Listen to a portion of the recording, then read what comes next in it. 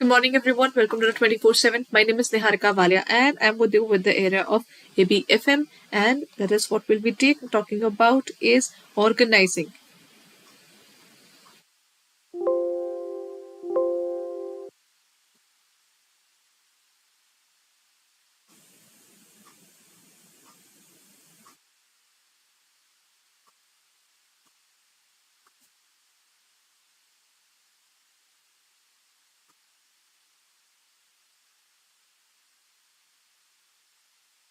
Okay. So when we talk about this particular topic, what do you mean by this portion? If you talk about ABFM, there are various functions of management that are covered in this area, right? So when we specify about this topic, what are we going to talk about? That is, excuse me, organizing as a function. How is organizing a function?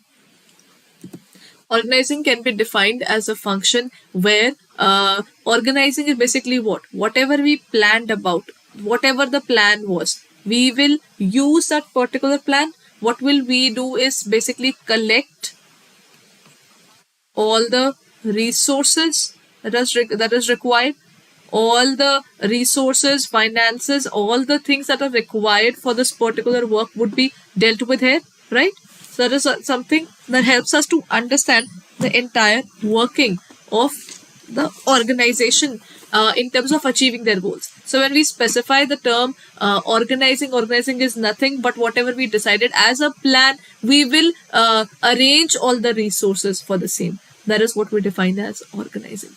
The principles of objective means there are various principles of objectives. Now the principles of organizing, there are overall, I think there we have around 6. We are still left with 4 to 5 more. So there are overall 11, 12 principles of organizing.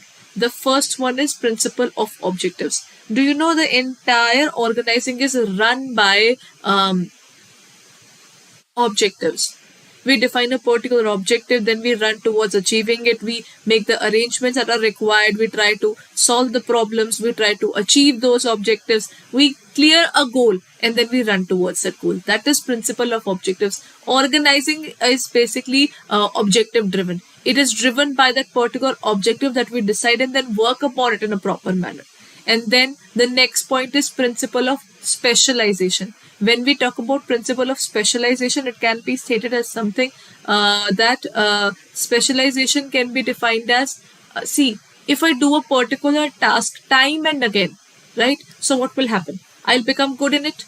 For example, I am someone who is given the particular responsibility of finances, right? If my duty is to maintain the finance, and that is principle of specialization that we're talking about. That means by doing it time and again and having more and more exposure towards that working, my working will automatically improve. That is what we define as principle of specialization. Then the next is principle of coordination. Coordination is a part of organizing. Why? If I have to arrange the material and if I don't arrange the material properly, then there would be a major trouble. So that means I need to coordinate with people. How do I work? How do I achieve those objectives? So there's a principle of coordination involved in it. Next point is principle of authority. In terms of authority means the power that I have. Power to command. If I am organizing things, that means I am going to arrange the things for myself. I need power. Power to command over others, that this is what you need to do, this is what you need to do. I can delegate the work to them. I can specify what they need to do. That is, I need the power to command, not the simple power. I need the power to command, and this power to command comes from what? This power to command comes from the hierarchical structure. Hierarchical, okay, HIE. I'm sorry for them writing there. It's hierarchical structure. Because of the hierarchical structure, the authority is developed for one particular person and it might not be there for the other person. Then we have the principle of responsibility, which talks about the organization. See, If you give power to someone, you also give the responsibility for the same as well. So if there's any damage, we tell them you are responsible because you were given the power to handle that particular task. So that means with the 30, we also give responsibility. That is obligation to answer us regarding that particular thing in detail. Then principle of span of control. What do we mean by the span of control? The number of people I can control under me is called span of control. That is something in up to which area, whenever anybody is going beyond the management, right? How can I control them? That is, the span of management is number of people that I can handle under myself, and to what extent I can come back to the particular goal of the organization if there is any deviation is termed as principle of span of control. Then principle of balance. Balance would mean arrangement of all the resources that the organization is requiring and how do they manage all those resources. Then principle of continuity. Always remember, not only having the resources will make sure that the organization is going to survive. They can survive only and only if there is a continuity from their side. How do they work upon the particular continuity in terms of their working? That means in terms of organizing, you cannot stop. You have to keep on organizing all the resources, all the working that we are doing. Everything has to be specified in advance, right? Principle of unity of direction and unity of command. Both of these points relates to the area of the principles of Henry Fayol there. Principles of unity of direction can be specified as one organization,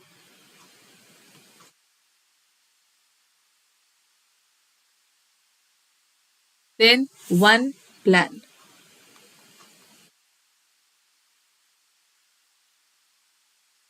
If the organization is working, then they should not have multiple plans to achieve, because if they have multiple plans, they would end up being confused which is more important, what should be their way of working, how they should work. So principle of unity of direction talks about one organization, one plan.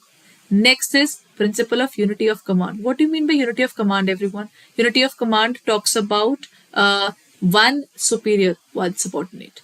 Now, when we have one particular subordinate working under one superior, he knows for everything I have to go to that superior only. I don't have to report to multiple people. So he'll go to his particular superior and he'll tell them that this is what I'm doing and this is what I'm not doing. So that is something they'll be specifying in detail.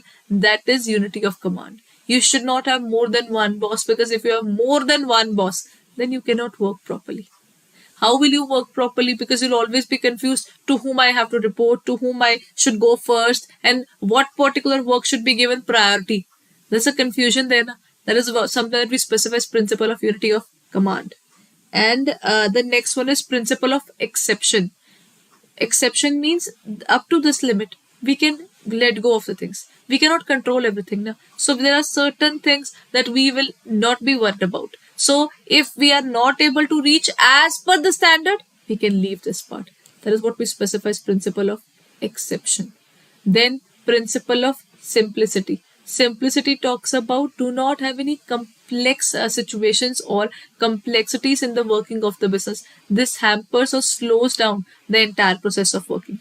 Then principle of efficiency. Efficiency talks about utilization of resources in a cost efficient manner. Whatever we have resource, if we properly utilize that, proper utilization of the resource.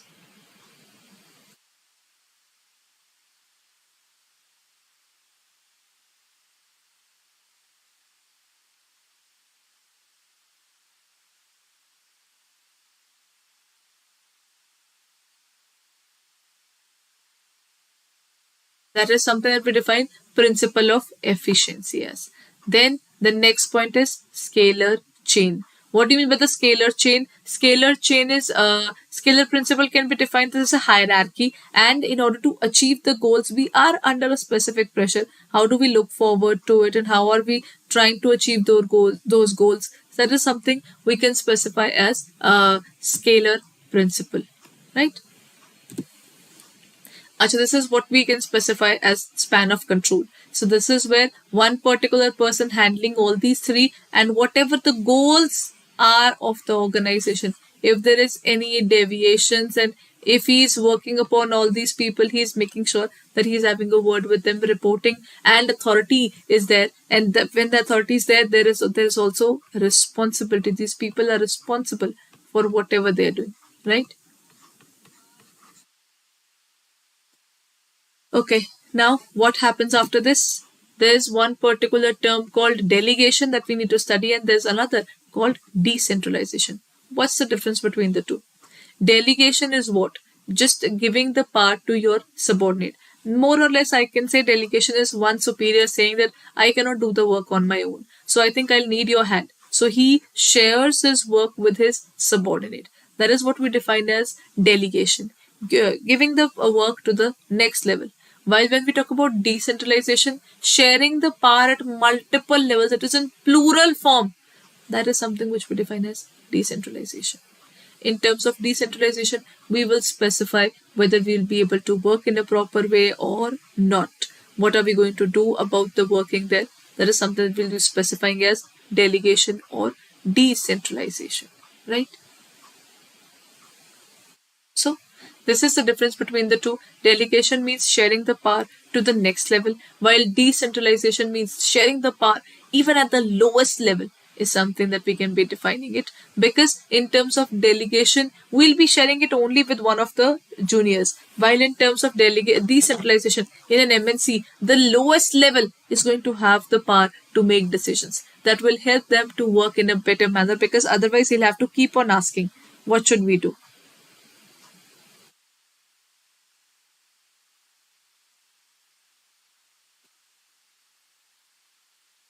The class is there at 7 to 7:30, and then I have another batch for JIB classes would be starting from 7:30 onwards. Okay, so when we talk about the topic, these are the differences. So let's talk about the next terminology. Here comes the first question, everyone. It is the most oldest and simplest method of administrative organization. According to this type of organization, the authority flows from top to bottom in a concern. The line of command is carried out from the top to bottom. The organization stated here is matrix organization, line and staff, or functional organization. There are different kinds of organizations that we study in terms of organization structure. Matrix is basically in that way something that we find in terms of an MNC, that we develop some projects and then we work upon according to those projects. The organization is divided. Line organization is the simplest form. This is basically superior, then his subordinate, then his subordinate. That is something that we define as line. The line and staff has the development of different functions as well. Then we talk about functional organization. Here we divide the entire working into selling, admin, production, sales, advertising, distribution. So we have different functions on the basis of which we define how people are going to work. So the oldest form is line organization. Why? Because under line organization, there's just one chain of command. Earlier, this was the only way of working. Over the period of time, it has grown as a better method. Right? So the answer is line organization. Here comes the next question, everyone.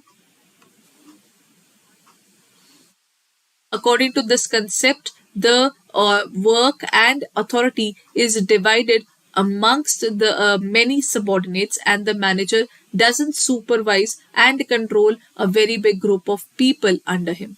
Narrow span of control, delegation, centralization, or decentralization.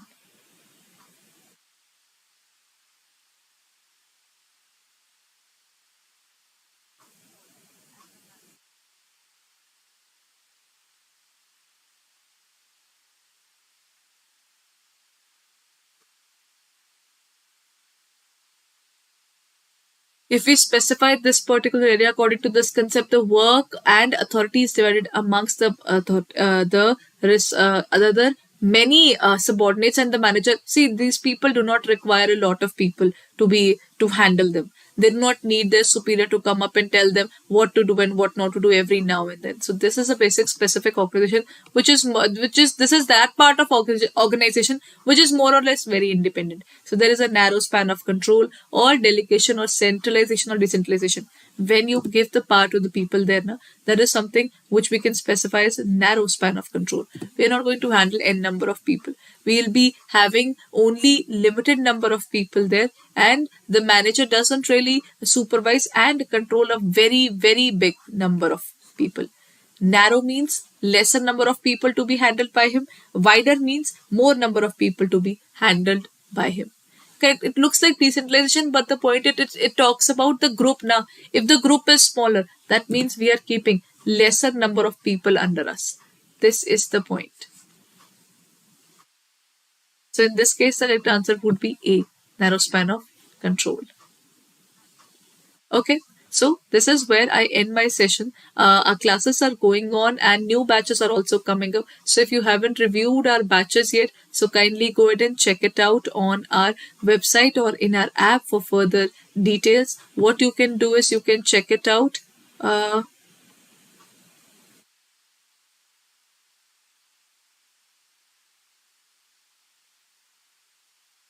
You can go on to our organization, that is www.adda247, and there you will find all the details. You can look forward to the JIB and CAIIB. In terms of the JIB and CAIIB ka Mahapack or CAIIB 2023, if you take up the CAIIB 2023, our target batch, that is batch 4.0 is here. For the batch 4.0, what you can do is you can check out all the details.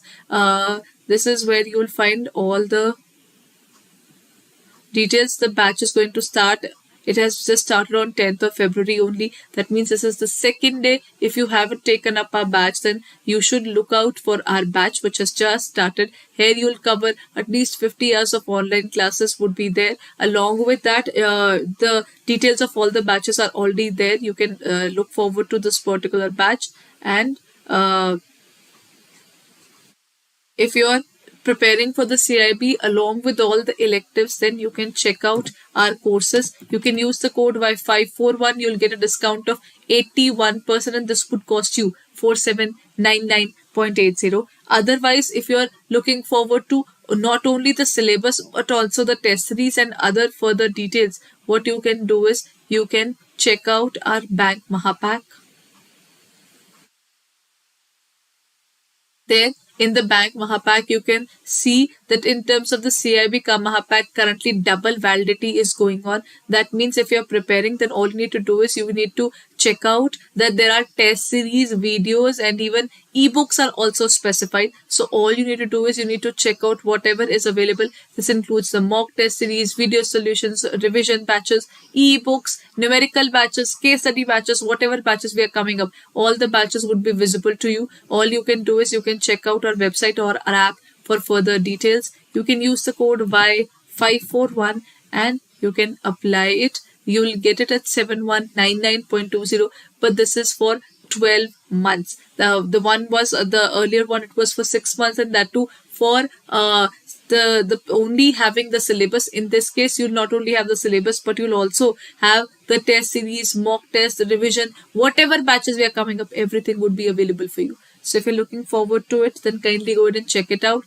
and use the code Y541 to avail the discount of 81%. So we'll be meeting in the next class. Thank you.